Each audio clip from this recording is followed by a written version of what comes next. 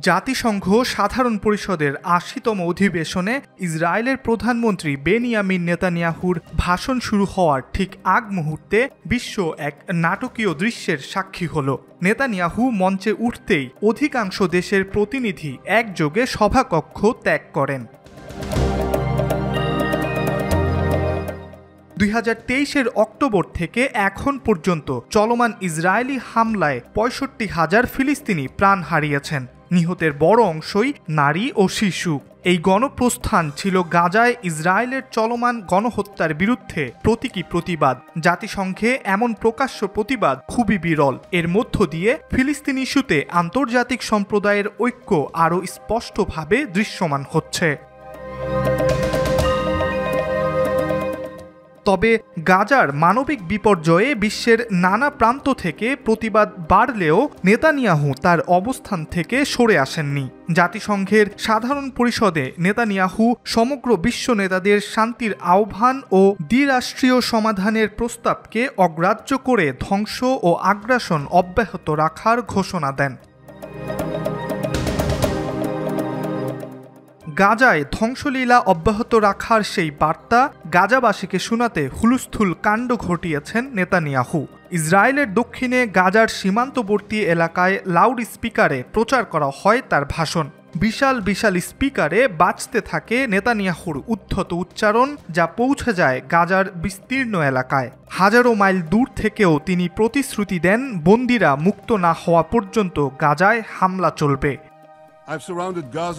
আমি গাজাকে এই মাইক্রোফোনের সাথে সংযুক্ত বড় বড় লাউড স্পিকারে ঘিরে রেখেছি এই আশায় যে আমাদের প্রিয় জিম্মিরা আমার বার্তা শুনতে পাবে।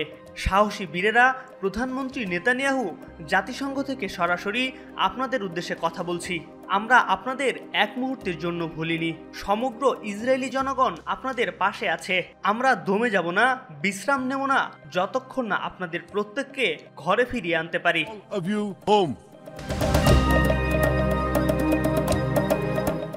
নেতানিয়াহু সাম্প্রতিককালে যুক্তরাজ্য, ফ্রান্স সহ যে দেশগুলো প্যালেস্টাইনকে স্বীকৃতি দিয়েছে তাদেরও সমালোচনা করেন। তিনি দাবি করেন এই স্বীকৃতি ইহুদিদের ওপর সহিংসতা বাড়াবে। এছাড়াও গাজায় ইসরায়েলের আগ্রাসনের জন্য সাধারণ পরিষদে যেসব দেশ নিন্দা জানিয়েছে তাদের সমালোচনা করে তিনি বলেন, আপনারা ভেতরে ভেতরে ঠিকই জানেন ইসরায়েল আসলে আপনাদের জন্যই লড়াই করছে। তিনি আরও বলেন, অনেক নেতাই যারা প্রকাশ্যে আমাদের নিন্দা করেন তারা আড়ালে ধন্যবাদ জানান। আপনারা অন্তরের গভীর থেকে জানেন ইসরায়েল আপনাদের জন্যই লড়াই করে যাচ্ছে। আর আমি আপনাদের একটি গোপন কথা বলবো, অনেক নেতা আছেন যারা প্রকাশ্যে আমাদের নিন্দা করেন কিন্তু ব্যক্তিগতভাবে আমাদের ধন্যবাদ জানান।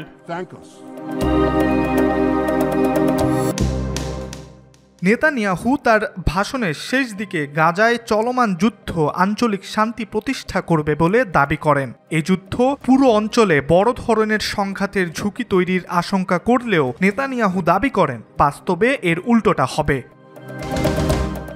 ইব্রাহিম হোসেন, আজকাল।